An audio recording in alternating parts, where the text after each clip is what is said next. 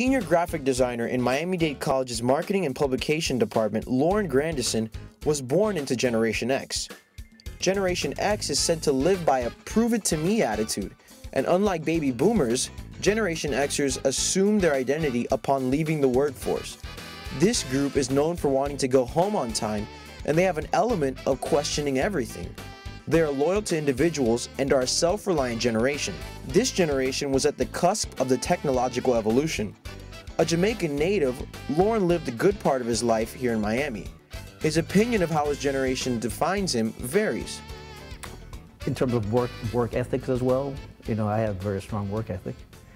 And that's more of a trait more associated with baby boomers than with Generation X. And there's other instances where I do identify in that, you know, after work, there's a whole new other life. And it's exactly a whole other life the millennial generation is living for. Unlike the traditionalists, new millennials are said to be a generation who just doesn't wait.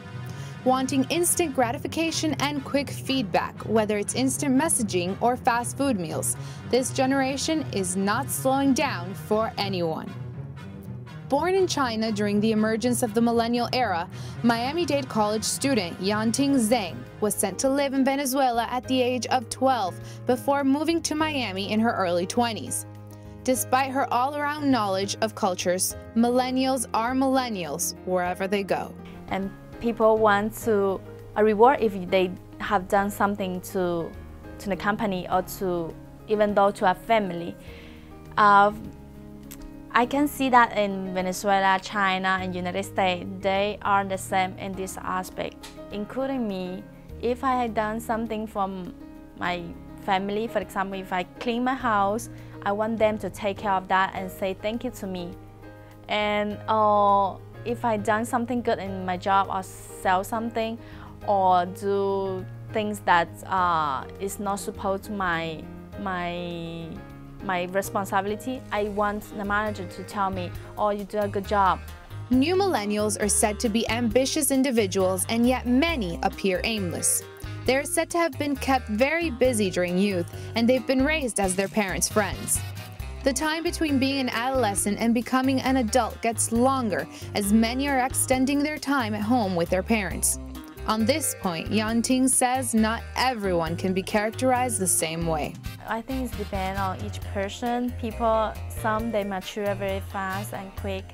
And in my personal, I think people who have passed a hard time, they grow up faster, they mature faster. And if a person, they always beside their parents and they didn't have too much experience about life or haven't passed a very hard time in their life, they don't want to grow up because they can see that grow up is not easy. And after you grow up, you have to learn a lot of things and handle a lot of things or face problems. And my personal, I don't want to grow up, but I have to because there's no choice. So what about current events and the actual effects it has on each generation? After World War II, soldiers returned home desirous to build their families. Hope was infused throughout a nation until the shattering of Camelot 2 decades later.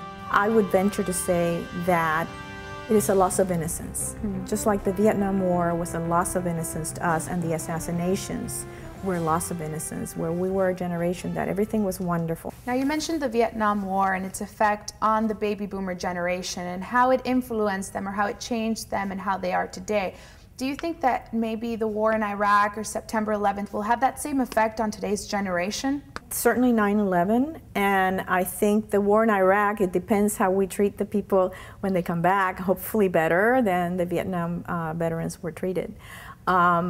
But yes, I think when I taught class, I used to always say, you know, when I first started teaching class, I used to always say, well, you all remember where you were when President Kennedy.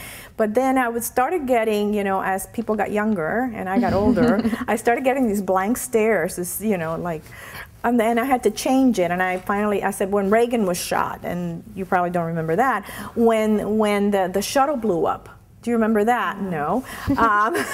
So, you know, we had to adjust. So now we'll be 9/11. With your generation, do you remember where you were in 9/11? So what about you? What do you think? Are generations defined by the signs of the times, or is it just the way we're raised? We'd like to know what you think, so send us an email at infocus@mdc.edu.